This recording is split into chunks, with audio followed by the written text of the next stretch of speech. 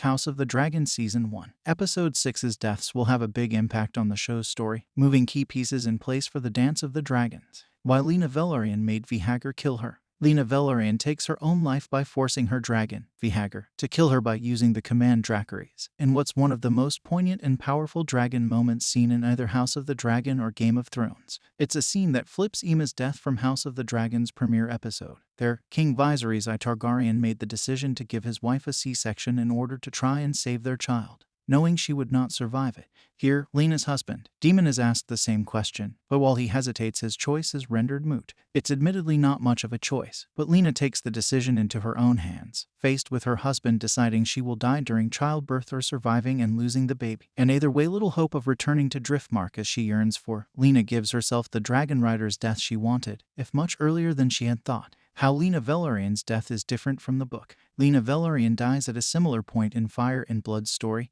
but in a different way. The circumstances are changed. Daemon and Lena's life in Pentos has cut them adrift much more, whereas in the book they had already returned to Driftmark long before she died. In the book, Lena's death also comes during childbirth, but she delivers a son who dies just an hour later. Laena suffers from a fever after that, and passes away a few days later, with it believed she was trying to make her way to Vhagar one final time.